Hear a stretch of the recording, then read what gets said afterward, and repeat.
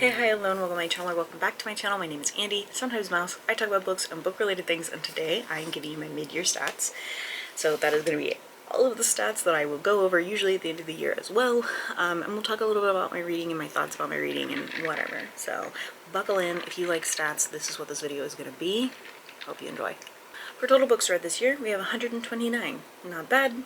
Makes sense considering everything that's happened to me this year. For pages read, we have 20,830. For audiobook hours listened, it was 35 days, 23 hours, and 19 minutes worth. My average days per book is 2.7. My average books per month is 22. And my average pages per day, 146.23. My average hours per day, 7 hours, 33 minutes, and 24 seconds. Do I have my average rating? No, I don't even think that's something that I have in general. It's not. Okay, cool. I wonder why. That's something to think about later. Anyway, I purchased a total of one book this year so far. Not bad. Which cost me $28.92 USD. I checked out a total of 80 library books, which made up 49% of the books that I've read this year. And that saved me $1,864.99. What is the word I'm thinking of? Anyway, types of books, I don't know. 11 of them were print, which was 9% of my reading. 45 of them were digital, which was 35%, and 73 were audiobooks, which was 57%.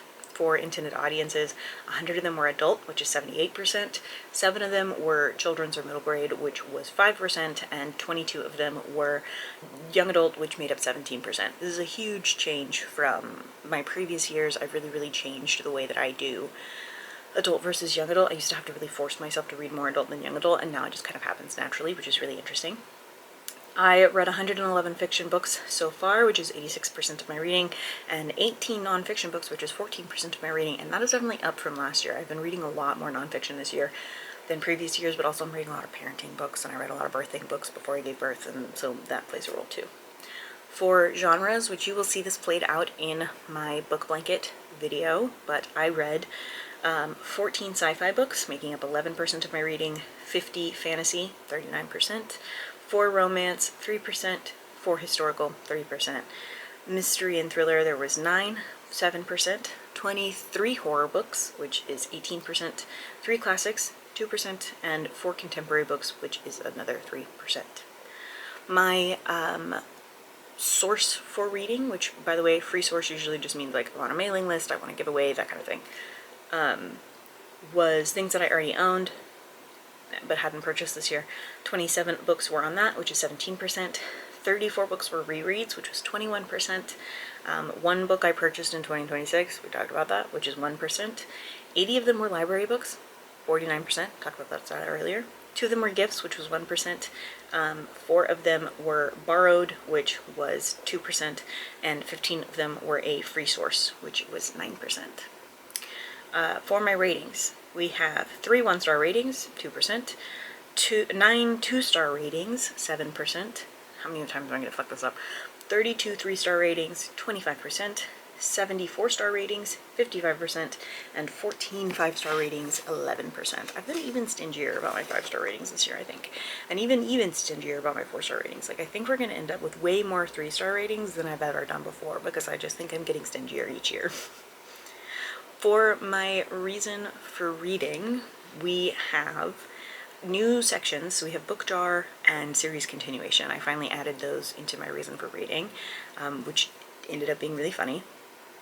Books I read just for fun, 39, which was 30%. Books I read for personal development, 7, which is 5%.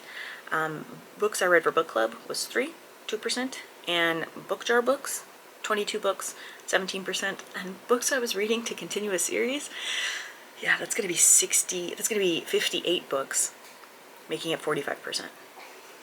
Yeah. Right. For years the books were published. For books between 1901 and 1990, I read 6 books, 5%. For 1991 to 2000, that's 13 books, and that's 10%. 2001 to 2010, 11, which is 9%. 2011 to 2015, 9, which is 7%. 2016 to 2021, 31, which was 24%. 2022 to 2026, 59, which is 46%. For the types of books, we have 115 prose books, makes sense, 71%, 1 poetry book, 1%, 9 novellas, 6%, 3 short story collections, 2%, and 1 graphic novel, 1%. Then finally, my each month over month, also sorry if you can hear my husband, the baby just woke up apparently. I read 27 books in January, which made up 21% of my reading. I read 23 books in February, 18% of my reading. I read 6 books in March, which made up 5% of my reading. That was kind of the real trenches of having a newborn. I read 20 books in April, 16%, 26 books in May. That was really when I came back to work. 20% of my reading, and then in June I read 27 books, which made up 21% of my reading. Obviously we are on the uptick, which makes sense considering everything that happened this year. My stats are really interesting in a reflection of the year and like how things have changed for me reading wise and how different it is year over year, and I think doing these updates mid-year is really fun.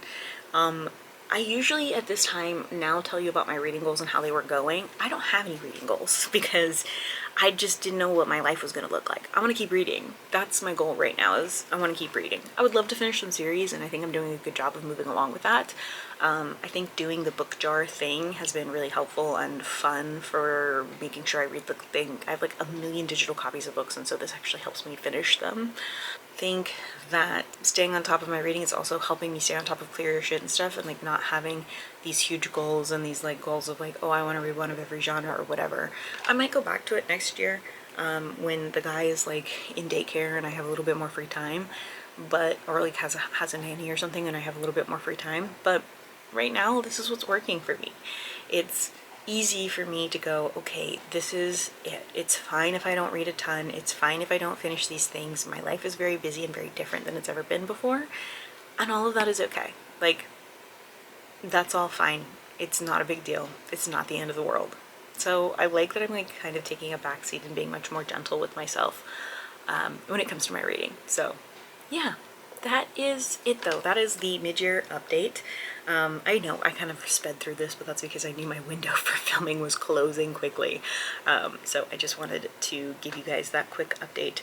I hope that you enjoyed this video. I hope that you enjoyed the stats. Obviously at the end of the year I will go even more in depth on my stats and like what all of that looks like.